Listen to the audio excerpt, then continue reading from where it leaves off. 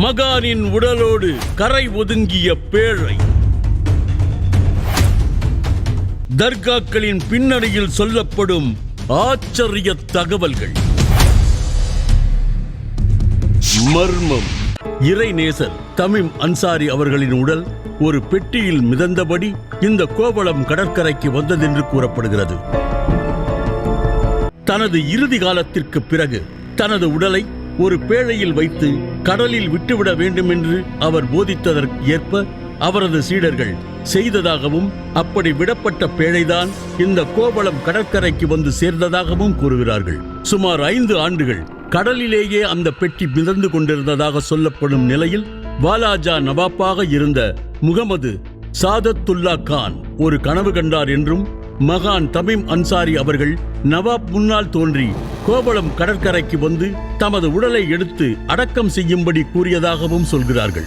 அதன்படி நவாப் கோவளம் கடற்கரைக்கு சென்று பேழையை திறந்து பார்த்ததாகவும், மகானின் புனித உடலும் சில ஆவணங்களும் அந்த பெட்டியில் இருந்ததாகவும் சொல்லப்படுகிறது. பிற்பாடுதான் நவாப் மூலம் இந்த தர்கா உருவாக்கப்பட்டிருக்கிறது என்று பின்னணி தகவல்கள் பேசப்படுகின்றன.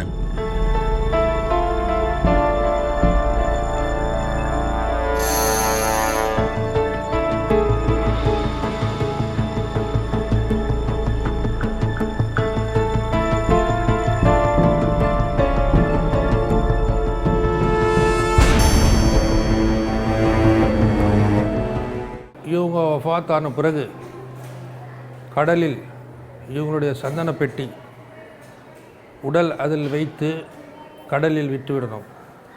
அது எங்கே போய் தங்குதோ அந்த இடத்துல தான் எஜமானுடைய தர்கா. சஹாபி ரசூல் ஹசரத் தமீம் அன்சாரியுடைய உடல் இந்த கடல் பகுதியில், கோவளம் கடல் பகுதியில் வந்து ஒதுங்கி எங்கே இருந்ததோ அங்கே எஜமானுடைய தர்பார் உருவானது. பிறகு ஆர்காட் ஒரு நவாப் அவர்கள் அவர்களுடைய கனவில் எஜமான் போய் அவங்கள வர வச்சாங்க. அவங்க ஜியாரத்துக்கு இங்கே வந்தாங்க. வந்த பிறகு அவங்க கட்டின கட்டடம் தான் இந்த கருங்கல் கட்டடம்லாம். உள்ள தர்பாரில் இருக்குது ஃபுல்லாக கருங்கல் கட்டடம். நவாப் சாப் கட்டுது அது.